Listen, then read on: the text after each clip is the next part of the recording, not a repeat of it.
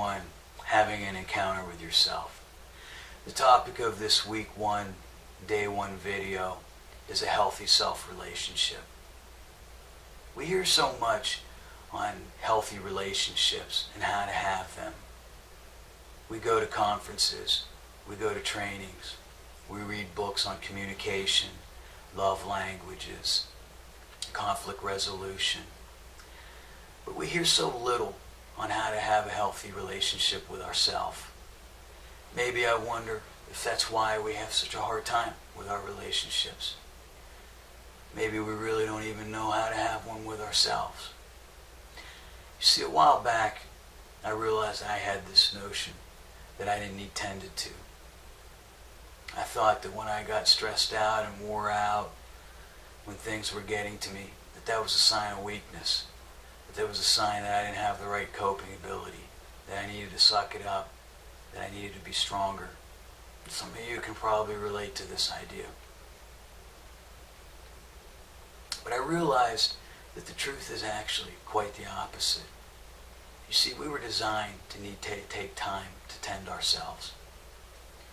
It's how God made us.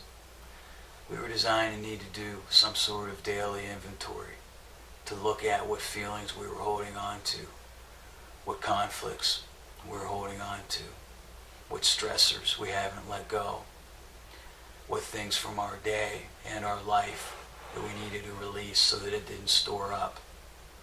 I've come to realize that the belief that I don't need to take time to tend myself is actually what is dysfunctional. You see, without time to manage ourselves, we lose touch with ourselves, and thus we become disconnected. And as pain is nearly always an indicator and not the source itself, it's our body crying out to us saying, "Tend me." You see, much of our pain and suffering is actually really because we don't know ourselves. When we take time to connect to ourselves, when we take time for ourselves, we learn to clearly hear our needs. And in that process, we learn how to heal. We learn to see where we need nurture at, what areas to direct our healing. So, just what does a healthy relationship consist of?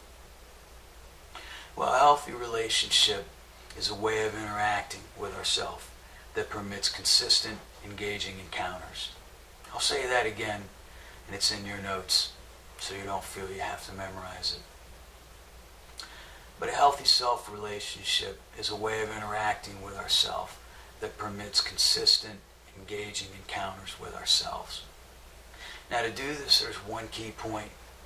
We have to realize that we need regular self-maintenance. And to do this, we have to realize that we have to commit to a daily self-connecting time.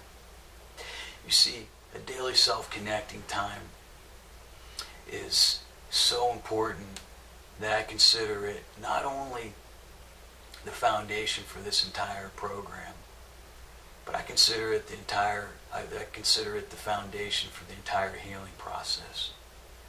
Because if we don't take time first to heal, to hear ourselves, to tend ourselves, to listen to our needs, we don't get to know ourselves. And when we don't get to know ourselves, all of our efforts at healing are just moving around in the dark, blind efforts. So, there's three things to help you, three things that I've come up with that can help you take your daily self-connecting time. Number 1 is to set a time and duration for your self-connecting time. One of the key things I've learned with myself and others is that we wait for this time to be allowed to us. We wait for this to be permitted into our schedule. How often do we say, "I'll take care of myself when this thing's done with"? But as you know, life always has things that need to get done. And there'll always be the next thing. And at some point, we learn to impose on our schedule taking time for ourselves. We don't allow and wait for our schedule or others to allow us to take time for ourselves. We make the choice and the decision to make this happen. And that's best done by setting a time and duration for it. And so for instance, when you set a time, you're not waiting for your day's events to get done to see if you do have time. Because often when you do that, you'll find you're too wore out anyways after everything's done to spend any kind of quality time with yourself. Now when you set a duration for your self-connecting time, what happens is that it enables you to be more likely to take it, especially if you start realistic. If you try to start with a couple hours or some big huge thing, you're going to probably inwardly resist that, and the chances are very good that you won't take it or won't take that for very long. So set yourself a time and duration. Number 2 is to pick a quiet place, free of distractions. Now this one's quite obvious, but how often do we tend to fail in this area? So don't set yourself up for failure, and pick a place that you know that you'll either be alone or set boundaries on that time. Tell those around you or in the house not to disturb you during that time. And number 3 is to make your time enjoyable in you. Again, the more that you make this yours, the more likely that you're going to be to take that. Now as you get started, we're going to go over this more later in the course, but as you get started, you may already be wondering, what do I do during that time? And you just learn to start asking yourself some questions in that time. How am I doing? How am I feeling? Where's my center at? Am I feeling off center? What do I need right now? Where do I need to take care of myself? What feelings have I been bottling up? Where have my thoughts been? What areas have I been negative in?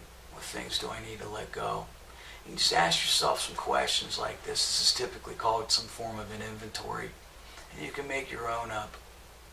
But mostly, you're learning to, during this time, tune in and tend yourself.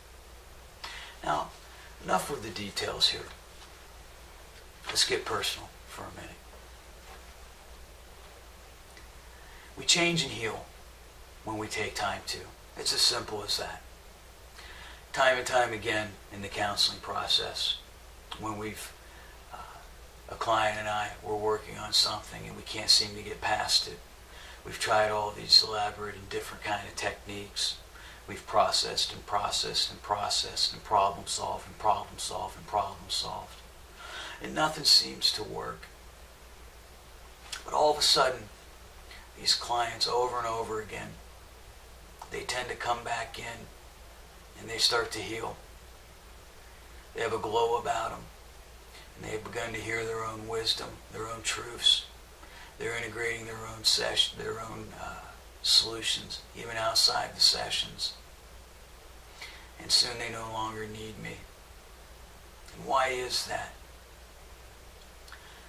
Well, they tend to, almost always in these circumstances, they've begun to spend time with themselves in some form or another. They've begun to hear themselves, to listen to themselves.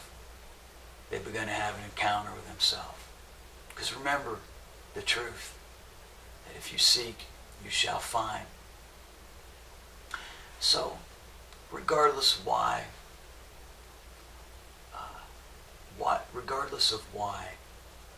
how come all these people start to begin to change at this point? It's because they've begun to take time for themselves, as I said. But in this time, it's enabled them to become open. They've taken the time to heal. So the natural cause and effect is if they're taking time to heal, that the healing can heal. And because they're seeking, they begin to find. Now I have some soil here. And this is the real good kind of fertile soil. And I have some corn seeds here that I didn't get to plant last year.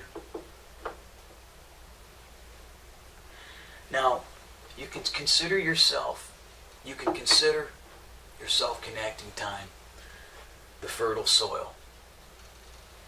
If you don't take that time to connect to yourself, to connect to God, nothing can grow. It doesn't matter what you start with.